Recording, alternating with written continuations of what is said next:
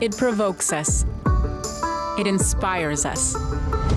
It stirs our imagination, feeds our creativity, and sets us in motion.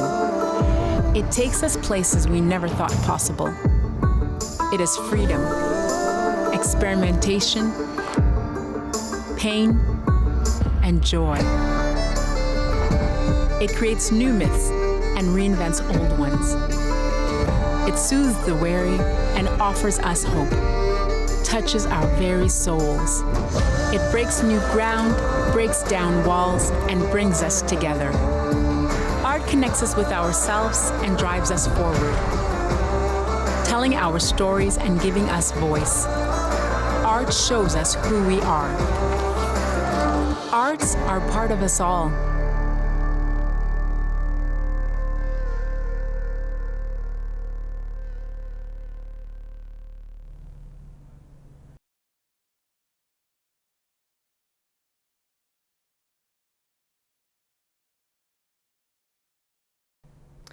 Welcome, bonjour, kwekwe. My name is Michelle Chawla. I'm the Director General of Strategy, Public Affairs, and Arts Engagement at the Canada Council for the Arts. I'm delighted to welcome you to our 2021 annual public meeting. We were thrilled to hear from many of you that you would be joining us for this event. We feel fortunate to have such a dynamic online audience, people from across Canada and around the world, ambassadors, leaders from international arts and culture agencies, artists and arts workers representing a breadth of practices and from a diversity of communities, and passionate citizens who, like us, believe strongly in the important role of the arts in society. I would like to begin by acknowledging that our offices are located in the unceded territory of the Anishinaabe Algonquin Nation, whose presence here reaches back to time immemorial. The Council recognizes the Algonquins as the customary keepers and defenders of the Ottawa River watershed and its tributaries. We honor their long history of welcoming many nations to this beautiful territory, and the Council is committed to upholding and uplifting the voice and values of our host nation. Further, the Council respects and affirms the inherent and treaty rights of all Indigenous peoples across this land. The Council has honored and will continue to honor the commitments to self-determination and sovereignty that we have made to Indigenous nations and peoples. The Council acknowledges the historical oppression of lands, cultures, and the original peoples in what we now know as Canada, and fervently believes that the arts contribute to the healing and decolonizing journey we all share. This land acknowledgement was developed by members of the Algonquin community, and I thank them for their generosity and collaboration. Au cours de la réunion d'aujourd'hui, des images défileront sur votre écran pour illustrer les propos des présentatrices et présentateurs. Les images présentées lors de la reconnaissance du territoire sont celles d'un canoë fabriqué à la main par Daniel Smith, un ancien Algonquin.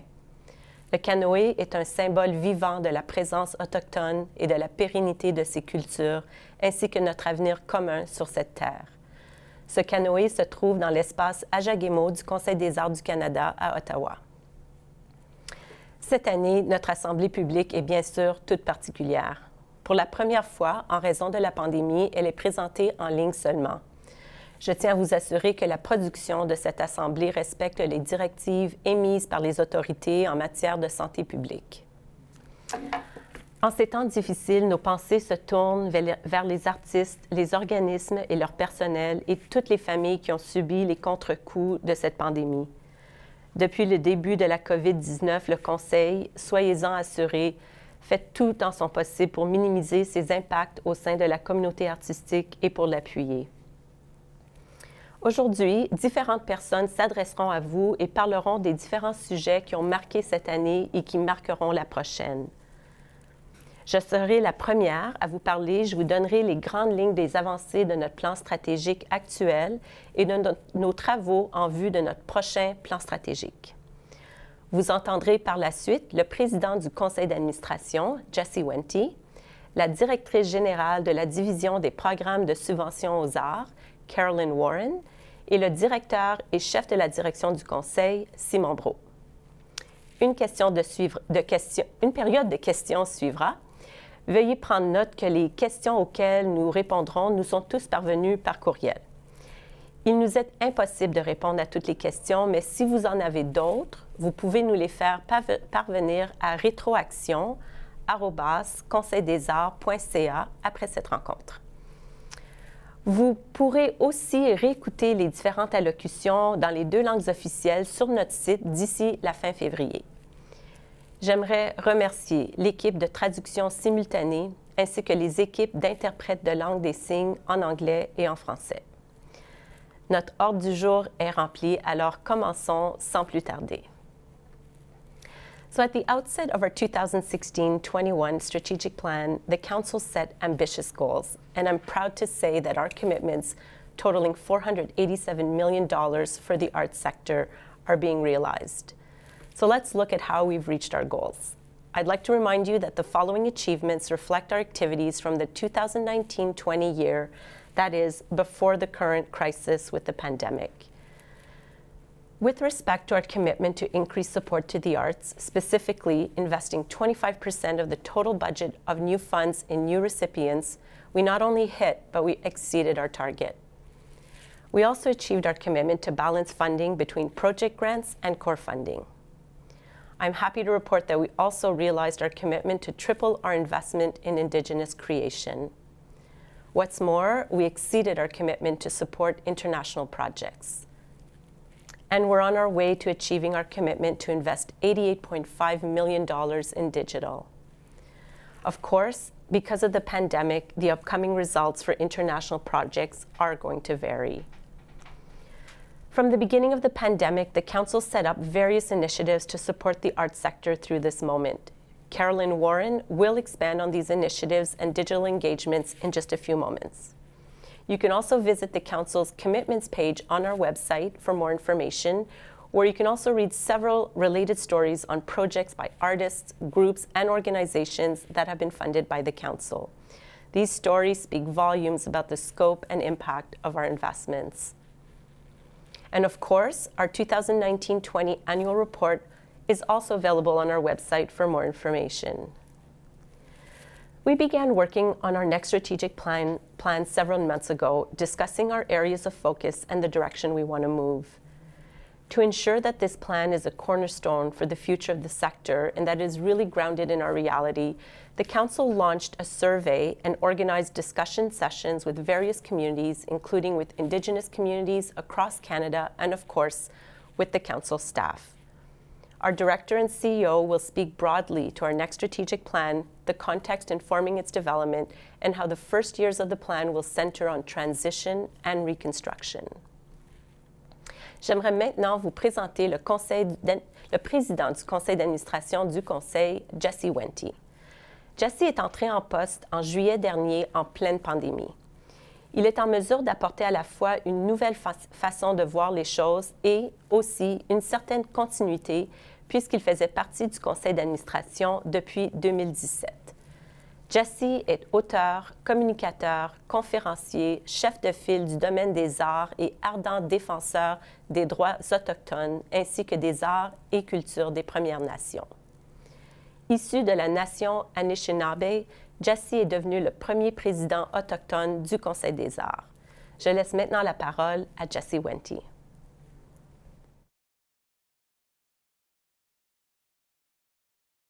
Miigwech Michelle, et merci à tout le monde d'être ici aujourd'hui. I'm speaking today from Tikaronto, where the trees meet the water and the territory of the Dish with One Spoon Covenant. This is an agreement that predates Canada between the Haudenosaunee and the Anishinaabe, my people, and it has a couple of different teachings. Namely, the dish is our shared place, and the spoon is what we are allowed to bring to the dish, not a knife, a spoon. And we only take one spoonful so that others may also bring their spoon. It's a very old lesson, and one that has kept the peace between our nations for centuries. And it's a lesson that applies today, that reminds us the importance of sharing, reciprocity, and care for the communities we come from and the ones we create together. I'm very honored and pleased to join you today for the first time as chair of the Canada Council. It's certainly been an interesting start to my term, but I'm extremely proud of the work the Council has done in this most challenging of years. When I think about the ways in which a chair can influence an organization like the Canada Council, I of course think of the most obvious ways, the current strategic planning process, for example. I also think about how we approach the issues that face us and the perspectives we bring to our common challenges as opportunities to influence the path of a place like this. A chair's role is certainly in the boardroom, but not to the exclusion of being with the people we serve. And I certainly look forward to gathering again with my colleagues at the Council, the remarkable artistic community we serve, and the audiences that we all belong to. I also want to acknowledge that my presence here, in the way that I'm here, is unique. As the first chair of a Crown corporation who is also Indigenous, I hold that responsibility very close. It is important that we take on leadership roles in the institutions and organizations that affect us, and my hope is that my presence here is but another step in a journey we are all on together. This journey has brought us to a moment where inequities should be obvious to all, where anti-Black and anti-Indigenous racism has once again been laid bare for all to see and for all to work against. This, while the world continues to grapple with the ongoing pandemic, which itself has only further exacerbated existing inequalities. We are at an inflection point, perhaps more than one. And while there is much to navigate, we are nonetheless presented with the opportunity to change and to do so boldly. The arts are well positioned to lead this change, as it has already started, and artists are always at the forefront of guiding us beyond inflection moments. The Canada Council has a key role to play as our sector evolves, supporting artists and organizations as they reorient themselves to new realities and best practices. The Council itself must continue its evolution to ensure we are serving our community of artists and organizations through this moment and into a future of renewed purpose and potential. Yes, there is much to be done, and yes, there is much that is unknown. But we should embrace this moment not with fear, but with promise. We know we can change. We know we can adapt. We know we can make things better. As long as we focus on what we know, there is little to fear from what we do not. J'aimerais remercier le gouvernement du Canada de sa confiance soutenue envers le Conseil et le travail que nous faisons. I'd like to acknowledge the tremendous work and dedication of the Council's staff, executive management team, Director and CEO Simon Brault, and my colleagues on the board in the past year, responding to the pandemic while also maintaining regular activities. It's been amazing to witness, and I am deeply proud of the work the staff and executive team have achieved during this challenging time. Chi miigwech. I look forward to seeing you all again soon. I'd like to now introduce Carolyn Warren, Director General of the Arts Granting Programs Division, to speak more to the Council's activities during the pandemic. Merci, Jassy. Au Conseil, je supervise les programmes de subvention et les initiatives stratégiques qui favorisent la création, la distribution et la promotion des arts au Canada et à l'étranger. Comme vous le savez sûrement, nous avons revu nos priorités cette année puisque la COVID-19 a exercé et continue d'exercer, bien sûr, une pression importante sur le milieu des arts. De nombreux lieux consacrés à la culture ont dû limiter l'accès au public ou fermer leurs portes. Des événements artistiques nationaux et internationaux ont dû être annulés ou reportés. Les artistes ont dû renoncer à de précieuses occasions de travailler ou d'interagir avec leur public. All of this has had significant repercussions on the ongoing operation of organizations and the livelihoods of many artists and arts workers. Throughout this very difficult period, I've been struck by the many ways those in the arts are adapting in order to continue creating and sharing work. Certaines ont proposé des expériences artistiques extérieures. D'autres ont trouvé de nouvelles façons sécuritaires de créer ou de répéter. Enfin, plusieurs se sont tournés vers les plateformes numériques pour joindre les publics. J'ai aussi entendu des artistes et des travailleuses et travailleurs culturels qui se rencontrent régulièrement en ligne pour discuter de leurs difficultés communes et pour s'épauler durant ces moments difficiles d'isolement. Ces occasions d'entretenir des liens tout au long de la crise ont été primordiales et continuent à l'être. Et elles ont donné lieu à de nouvelles réflexions pour l'avenir. Canada Council has remained in close touch with many of you to adapt our support and to respond to the pressing needs of the crisis. Since March, we've delivered several support initiatives, including $55 million in emergency funding to organizations, an additional $7.8 million to organizations specifically from Indigenous, culturally diverse, deaf and disability, and official language minority communities. We also launched Digital Originals, a program that offered micro-innovation grants to artists, groups, and organizations to pivot their work for online sharing. Many grants went to individual artists never before funded by Council and from a diversity of backgrounds. This initiative is a partnership with CBC Radio-Canada, which is showcasing selected projects online. And I invite you to explore them at cbc.ca/arts/Canada Council Digital Originals, one very long word. We also adapted our international work in Germany and at festivals in Edinburgh to ensure that the arts from Canada remain connected to the wider world, to broaden and deepen our engagement with the global community, even as we see artists and arts organizations focusing more closely on local communities and audiences.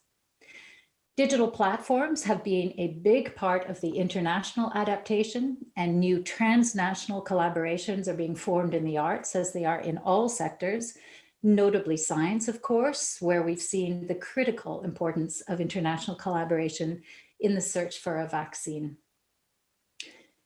With the arrival of vaccines, we do see light at the end of the tunnel and an opportunity to renew and rebuild the arts sector to make sure that the many ways art is made, shared, and experienced in Canada are innovative, equitable, increasingly at the heart of our society, and ultimately more sustainable. Canada Council for the Arts is committed to doing everything we can to make this vision for a renewed arts sector a reality. Je vais maintenant passer la parole à Simon Brault, directeur et chef de la direction du Conseil des arts du Canada, afin qu'il prépare le terrain pour notre prochain plan stratégique qui guidera notre travail dans le secteur des arts alors que nous émergeons de cette crise et que nous sommes confrontés à de nouvelles réalités au pays comme ailleurs. To all of you, artists, arts workers, arts lovers, thank you for your ongoing courage, resilience, creativity, and commitment to bringing the arts to life.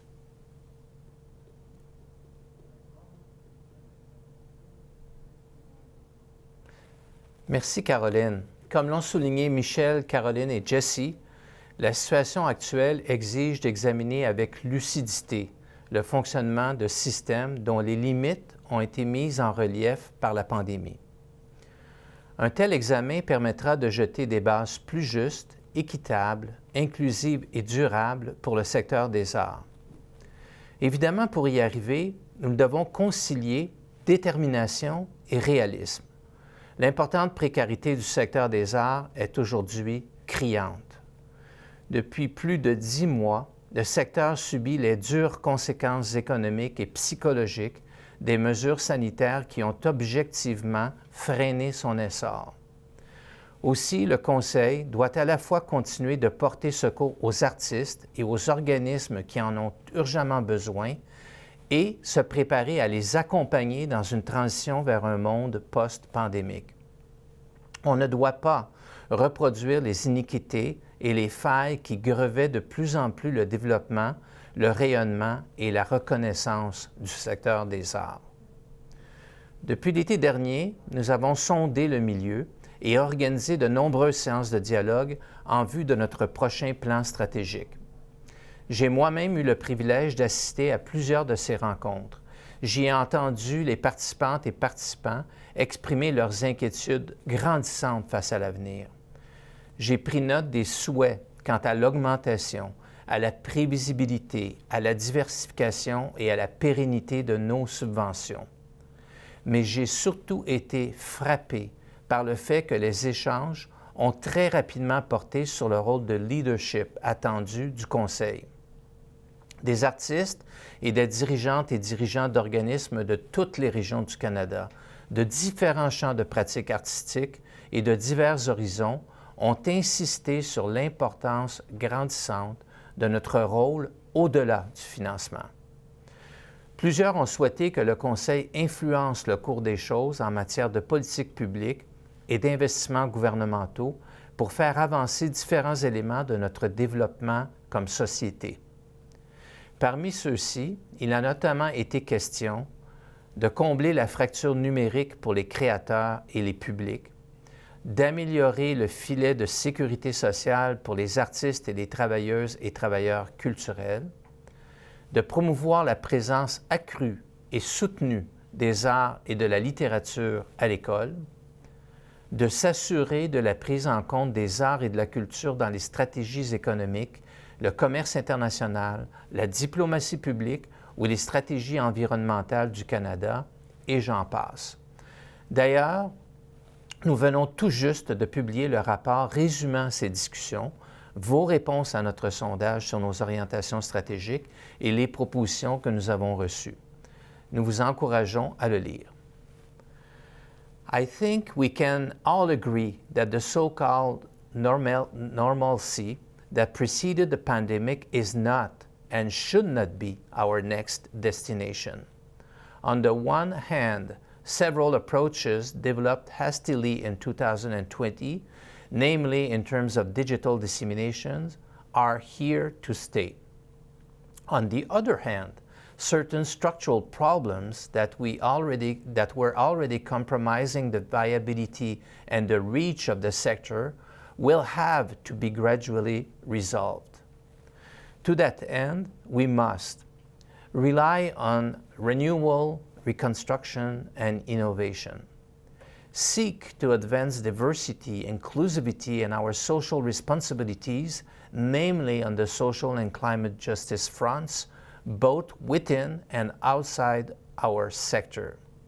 And increase and encourage collaborations and partnerships with other sectors. I believe this is the surest way to give arts and culture a more prominent place in the conversations that are shaping the future of our society. We will not recommend ready-made solutions. Rather, we foresee various forms of investment and support to generate innovative solutions and new models.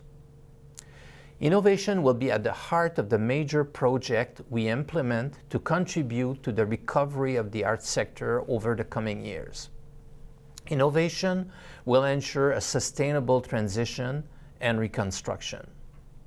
And innovation requires that we identify, accept, and understand the problems we need to solve. We stop innovating when we accept the status quo as a way of operating and let it happen, or worse, when we try to justify it. Already, the work we are undertaking together towards our next strat plan is starting to take shape. I want to highlight a few overarching areas for the plan. We will support an increased presence of Indigenous perspective in all the Council's activities and policies, while we continue to progress in our own decolonization process, which we want to be consistent and exemplary. We will work with the communities most affected by systemic racism in order to address its presence and impact in both the Council and in the wider arts sector. We will continue to focus on digital technology in our programs and allocate a significant investment to support the digital transformation of the Council and the wider sector. We will champion equitable remuneration for artists, namely in the digital realm, and we will also champion equitable public access to the arts. We will support research, development, and risk-taking to enable the sector to work toward its renewal. We will support initiatives that foster the renewal and strengthening of a competency-based leadership that reflects the diversity of the sector and society. We will contribute to ensuring the sector has the tools to develop eco-friendly works and dissemination practices. We will launch strategic initiatives and rely on local partnerships to meet the realities of the North, namely in terms of artistic creation and sharing art, and to reach underserved communities and give them equal access to the arts. Nous sommes engagés dans une grande transition vers une reconstruction d'un secteur plus juste, équitable et durable. Nous continuerons d'appuyer et d'accompagner le secteur durant cette transition en faisant, comme nous l'avons toujours fait, preuve d'agilité, d'empathie et de détermination. S'il est une seule leçon que nous devons tirer de la crise actuelle, c'est celle du caractère essentiel des arts dans nos vies, un besoin fortement exprimé par la population et évidemment par les artistes. Il y a urgence à préserver et reconstruire notre secteur pour répondre à ce besoin essentiel. En décembre dernier, j'ai invité les artistes, groupes et organismes artistiques à préparer des projets qui créent des emplois. Je lançais cette invitation pour que la communauté soit prête à répondre à l'initiative que nous lancerons avec les fonds supplémentaires pour le Conseil que le gouvernement a annoncé dans son dernier énoncé économique. Soyez prêts. Enfin, je veux remercier tous les artistes, les organismes, nos différents partenaires, les membres du grand public et bien entendu les membres du conseil d'administration ainsi que le personnel du Conseil des arts qui ont participé aux discussions et aux sondages en vue de notre prochain plan stratégique. Ce plan sera à la hauteur des ambitions du secteur et de son immense potentiel de contribution à notre développement collectif et surtout à un avenir plus juste, équitable, inclusif et durable. J'ai hâte d'entendre vos questions et je lance maintenant la période de questions. Nous sommes prêts à répondre à vos questions.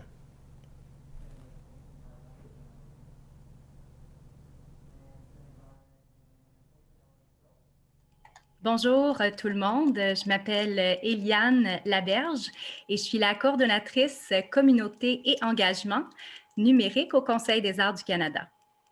Pour l'APA de cette année, nous vous avons demandé d'envoyer vos questions par courriel avant l'événement. Nous vous avons aussi invité à vous joindre à la conversation sur Twitter avec les mots-clics Canada Council 21 et Conseil des arts 21.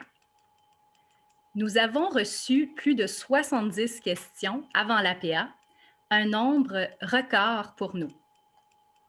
Bien sûr, comme Michel l'a mentionné au début de l'Assemblée, nous ne pouvons pas répondre à toutes les questions reçues, mais il vous est toujours possible de faire un suivi après l'événement ou à tout moment au cours de l'année en écrivant à feedback@canadacouncil.ca ou à rétroaction@conseildesarts.ca. I would also like to point out that the questions we received about specific grant application files were forwarded to our program staff before the event. We also received some questions on tax deductions and program applications. If you have questions on these topics, we encourage you to consult our website or contact our program staff. With those questions aside, we've selected several questions for our speakers today that are representative of the topics many of you wanted to learn more about. So without further ado, I'd now like to begin the question and answer period with our first question. We received several questions about the impacts of COVID-19 on the Canada Council's funding strategy and its programs. To address this broad topic, I'd like to share a question submitted by Adam Basanta. The question is representative of similar questions we've received. It relates to funding for individuals versus organizations and the redistribution of funds allotted to travel grants not spent while the Council's travel grants were suspended. Adam asks, in 2019-2020, no travel grants were issued. Has this money been redistributed in other programs? And if so, how?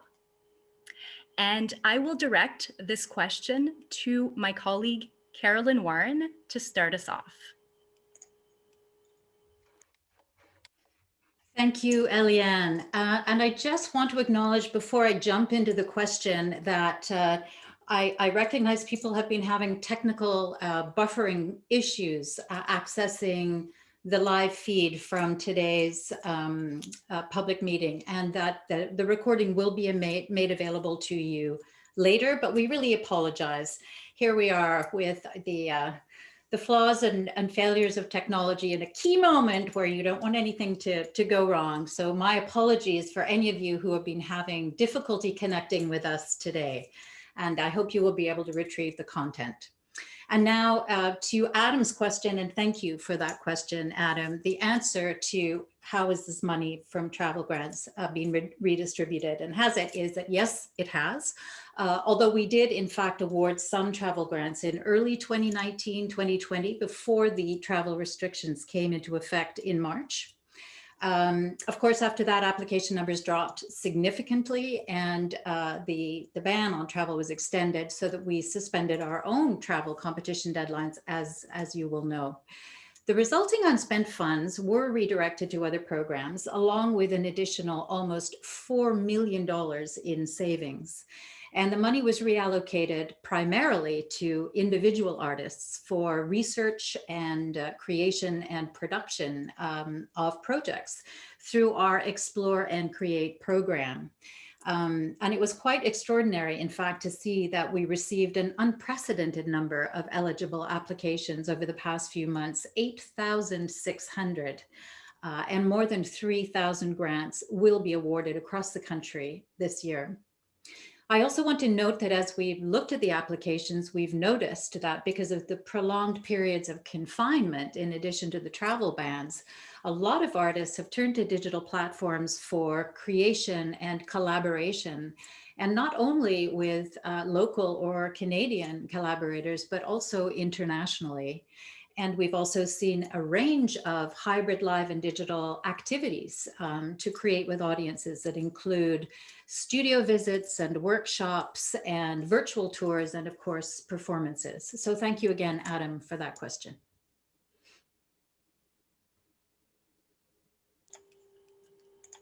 Thank you very much, Carolyn. Merci beaucoup.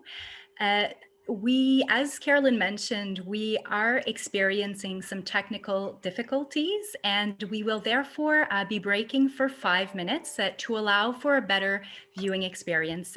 Donc, comme Carolyn l'a mentionné au début, nous avons quelques problèmes techniques, donc nous allons prendre une petite pause de 5 minutes pour résoudre la situation et faire en sorte que le plus grand nombre d'entre vous possible puisse suivre l'événement avec nous et la période de questions. Alors, on vous remercie beaucoup de votre patience et de votre compréhension et on est de retour avec vous très, très bientôt. Merci. Hello everyone, bonjour tout le monde. Désolé pour ce problème technique et merci de votre patience. Thank you for your patience while we sorted this technical issue. We will continue with the Q&A period. La prochaine question a été posée par Julie Etu, qui s'inquiète du fait que les fonds d'urgence du Conseil aient été largement orientés vers le soutien aux organismes et la création d'œuvres numériques plutôt que sur un appui direct aux artistes. Elle mentionne qu'un artiste, écrivain, danseur, etc., ne cherche pas constamment à se réinventer. Il ne cherche pas non plus à innover du point de vue technologique. Il se servira de la technologie si cela lui parle, mais pas comme une fin en soi. Se tourner vers le numérique pour survivre nous force la main, alors que nos démarches artistiques ne sont pas la technique. Elle pose ensuite la prochaine question. Pourquoi les organismes et le développement du numérique est une priorité sur le soutien aux artistes? Et j'aimerais demander à Simon Brault d'y répondre, s'il vous plaît.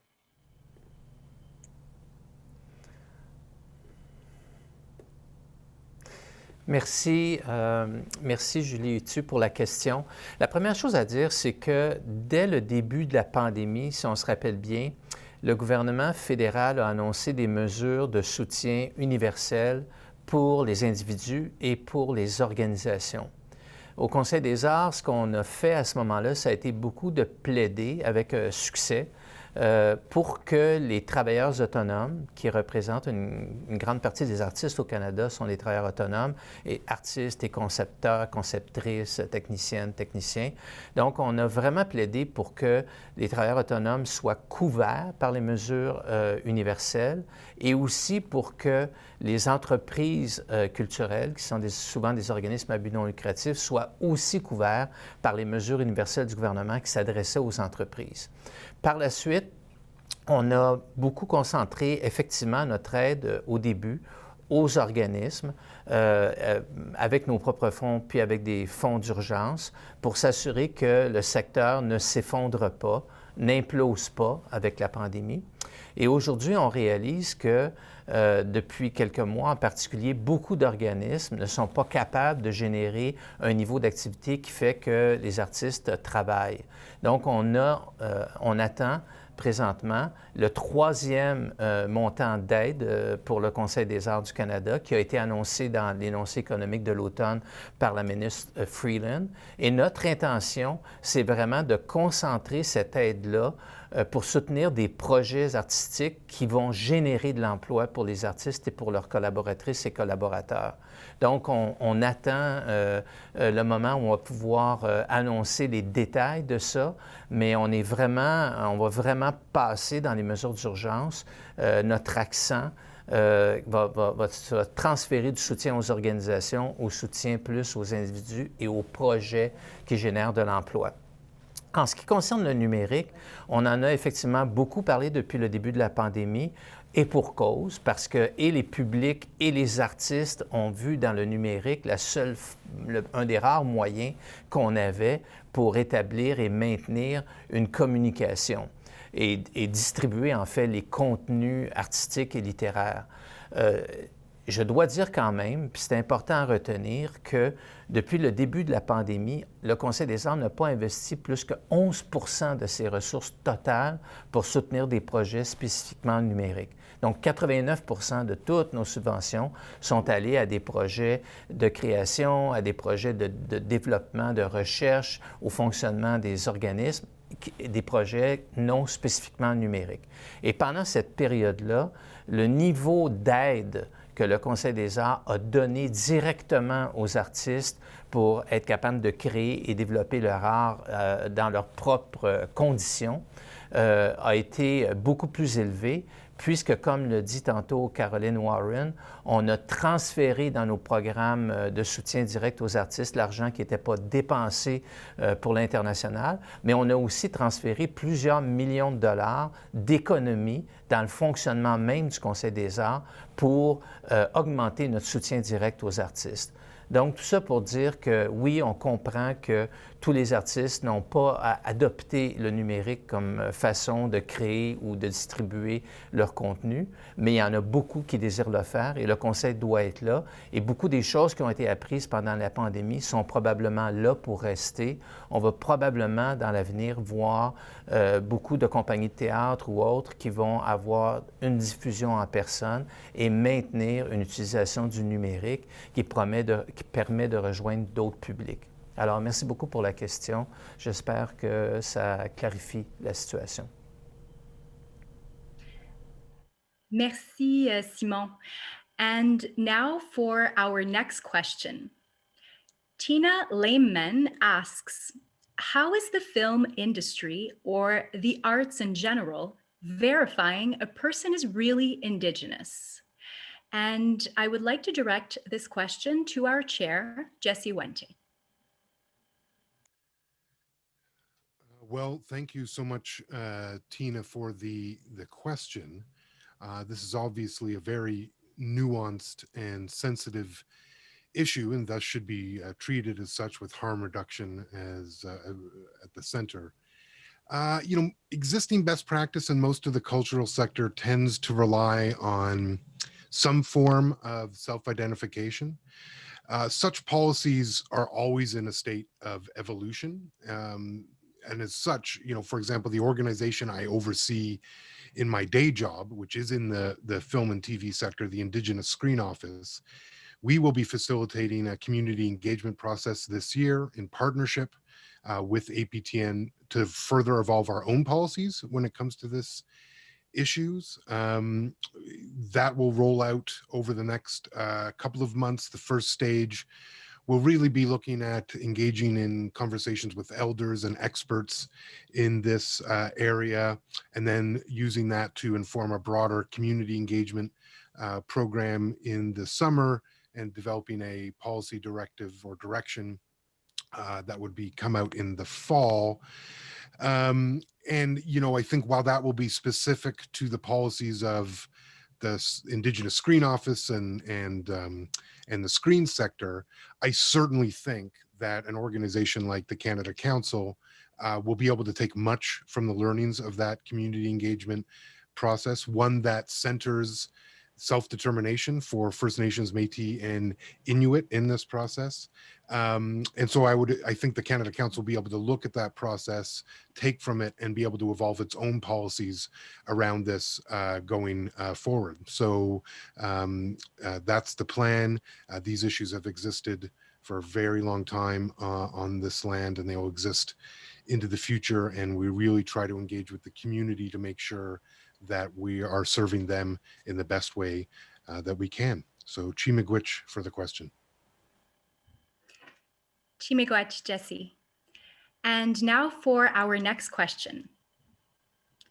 Like many people in this pandemic, the Canada Council has also had to change the way it works, with most of our employees now working remotely.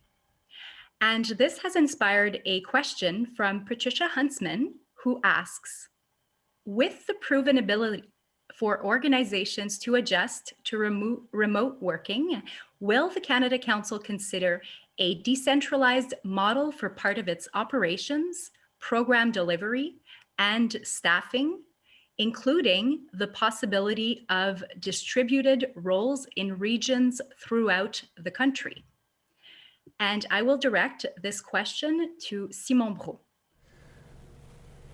So thank you, Patricia, for this question. As you know, the Canada Council, like any other organization in this country, has been quite disrupted by the pandemic. But we were lucky enough that we were able to pivot very rapidly to telework, and in fact succeeded to answer the needs of the community, despite the fact that we were working in a completely new way. I think that you're right. We've proven over the last 10 months that we can do a lot of our work in a situation of telework. What we are doing right now is we are trying to imagine what will the Canada Council look like after the pandemic.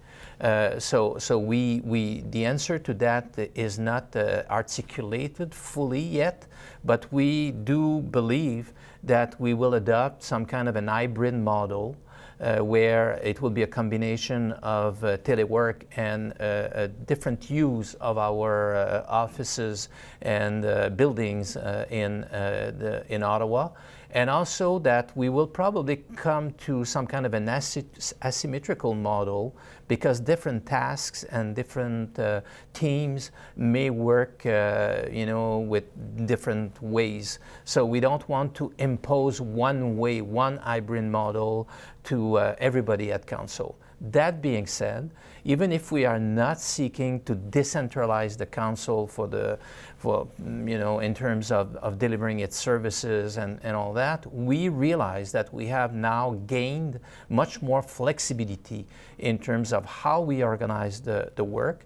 And we are considering right now that it will be possible to have some of our people working outside of the National Capital Region when it serves the purposes of the Canada Council. For instance, we know that to be more present in some parts of the country, notably the north of the country, that to have, program officers that could be located, to be in those regions to do their work could be very useful in terms of reinforcing the presence and the capacity of the Canada Council. So we will, over the next few months, figure out what will be the new model after the pandemic, and when we will hire over the next few months on a case-by-case basis, we will discuss to which extent we can be flexible in terms of arrangements of telework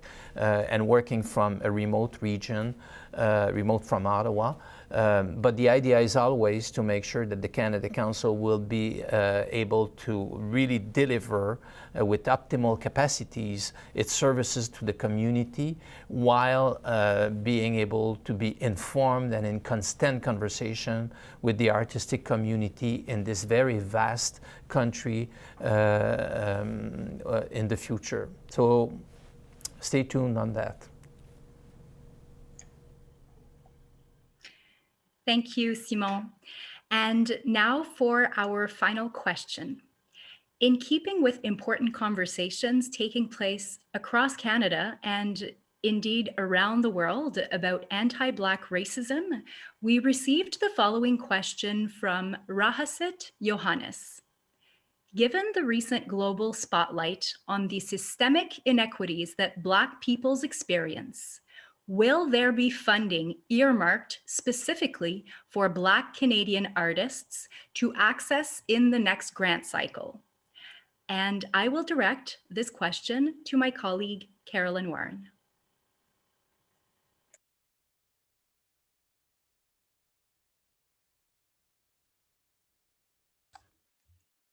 My apologies. Thank you, Eliane, and thank you to Rahasit Johannes for the question. And yes, we will continue to earmark special funding to support equity, not only for the next grant cycle, but ongoing. Council believes that we must all act both individually and collectively to create a society which has no place for racism. And as Canada's public funder, we're fully committed to advancing racial equity and creating, building an inclusive arts sector and society. Artistic creation cannot be isolated from historical realities and injustices, and these need to be recognized and addressed. We believe that we can both advance and respect the artistic freedom of expression and also advance equity. We do currently have a number of strategic equity measures in place, including targeted funds for designated priority groups, artists, and arts organizations from culturally diverse communities, including, of course, the Black community. And I think it's important to note that our peer assessors are selected, again, to represent a broad diversity of experience and backgrounds. They're also asked when they're assessing files in their committees to consider historical and cultural contexts, which would include systemic barriers that have been experienced by equity groups. I also want to note that it is a condition of receiving a Canada Council grant that a recipient commit to providing a safe workplace and one that is free from discrimination. I think it would be fair to say that it is a core belief of Canada Council that inclusion and diversity will be absolutely critical to the future vitality and relevance and sustainability of the arts sector as it emerges from the pandemic. And this will be a key focus of the next strategic plan. And we will look forward in the coming weeks to working more closely with the Black arts community to identify particular actions that we can implement to better support Black Canadian artists and to better fight racism. Thank you again for the question.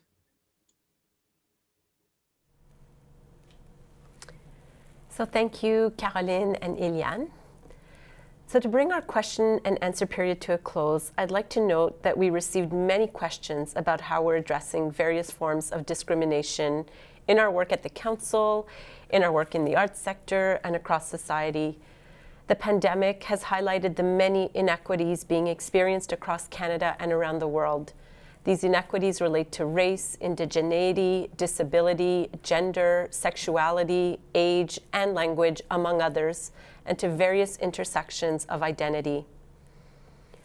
Nous sommes conscients que vos questions sur la discrimination méritent toute notre attention, bien plus que les courtes réponses que nous pouvons fournir lors d'une assemblée. Nous souhaitons rappeler que la lutte contre la discrimination sera au cœur de notre plan stratégique 2021 à 2026 et de notre travail pour les prochaines années. Nous sommes déterminés à travailler avec les différentes communautés confrontées à la discrimination alors que nous balisons le chemin à suivre ensemble pour nous assurer que les arts soient ouverts à tous et à toutes. Ce travail à venir demande de la réflexion, de l'intelligence, de la rigueur, de la compassion et de la collaboration. Il exigera aussi d'établir de nouvelles relations et d'améliorer nos liens existants. À première vue, ces efforts peuvent sembler intimidants et même décourageants, d'autant plus que la pandémie a mis à rude épreuve la santé physique et mentale de tant de personnes. We keep those who have lost loved ones to the pandemic and those who are suffering in this moment in our thoughts and in our hearts. As we move forward from this difficult moment, the arts have an important role to play. I look forward to our shared work to make sure the arts can play this role as fully as possible. So on that note, it is now time for us to bring this meeting to an end. I would like to thank all of our presenters today, and I'd like to thank all of you for joining us this afternoon. The speeches from this event will be shared on our website shortly, and we'll also be posting a recording of the event on our site in the coming days. So this concludes our 2021 annual public meeting. En ces temps difficiles, prenez soin de vous et des autres, and take good care. Merci. Thank you.